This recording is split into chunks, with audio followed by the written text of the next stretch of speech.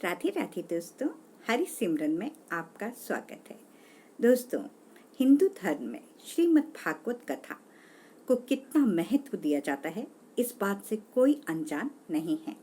इसकी महत्ता को देखते हुए ही लगभग हर कोई अपने घर में इसका पाठ करवाने लगा है। श्रीमद् भागवत कथा सुनाने के लिए लोग बड़े से बड़े संत को बुलाते हैं, जिन्हें सुनने के लिए बड़े लाखों श्रद्धालु लोग आते हैं। लेकिन ये कोई नहीं जानता होगा कि आखिर श्रीमद् भागवत कथा सुनने की प्रथा को शुरू किसने किया था। तो चलिए, आज हम आपको इससे जुड़े एक ऐसे प्रसंग के बारे में बताने जा रहे हैं जिसके बारे में किसी ने सोचा भी नहीं होगा। पौराणिक कथाओं के अनुसार श्रृंगी ऋषि अपने पिता ऋषि शमीक के आश्रम में अन्य ऋषि कुमारों के साथ रहकर अध्ययन कर रहे थे। एक दिन की बात है कि सब विद्यार्थी जंगल गए हुए थे और आश्रम में शमीक ऋषि समाधि में अकेले बैठे हुए थे। तभी अचानक वहां प्यास से व्याकुल राजा परीक्षित पहुंचे। वो प्यास से बहुत व्याकुल थे और आश्रम में पानी खोजने लगे।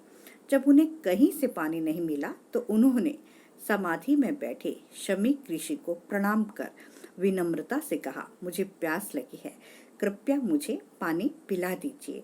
राजा के 2-3 बार कहने पर भी ऋषि ने कोई जवाब नहीं दिया और तभी एकाएक कलयुग ने उनके स्वर्ण मुकुट पर विराजमान हो गए और उस कलयुग के प्रभाव से राजा परीक्षित उन्हें बहुत बुरा लगा और उन्हें लगा कि ऋषि ध्यान करने का ढोंग कर रहे हैं।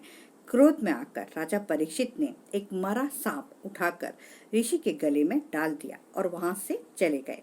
परंतु उन्हें आश्रम से जाते हुए एक ऋषि कुमार ने देख लिया और जाकर श्रृंगी के इसके बारे में खबर दी।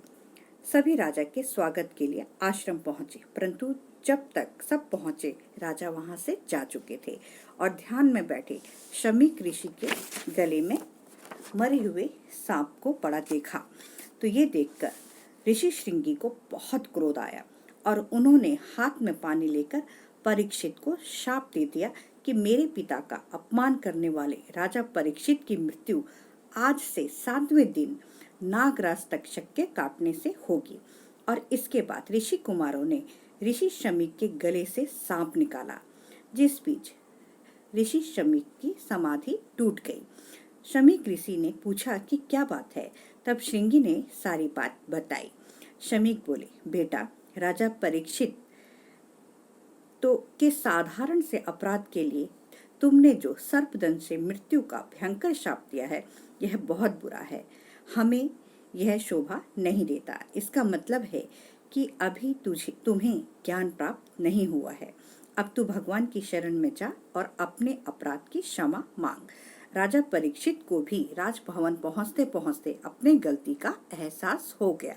थोड़ी देर बाद ऋषि शमीक ने अपने एक शिष्य को राजा के पास भेजा और ये बोलने के लिए कहा कि राजन, ब्रह्म समाधि में लीन शमीक ऋषि की ओर से आपका उचित सत्कार नहीं हो पाया था, जिसका उन्हें दुख है, किंतु आपने बिना सोचे समझे जो मरे सांप को उनके गले में डाल दिया। इस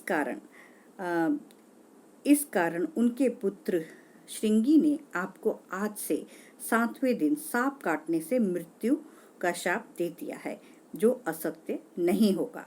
इसलिए आप इन 7 दिनों में अपना पूरा समय ईश्वर चिंतन में लगा दें ताकि आपको मोक्ष प्राप्त हो। ये सुनकर राजा को संतोष हुआ कि मेरे द्वारा हुए अपराध के लिए मुझे उचित दंड मिलेगा। इसके बाद राजा परीक्षित व्यास पुत्र शुकदेव मुनि के पास पहुंचे और उन्हें भागवत कथा सुनाने के लिए कहा। शुकदेव जी ने परीक्षित को 7 दिन भागवत कथा सुनाई। कहा जाता है तभी से भागवत सप्ताह सुनने की परंपरा प्रारंभ हुई है। हरिओम तत्सत। जय जय श्री राधे।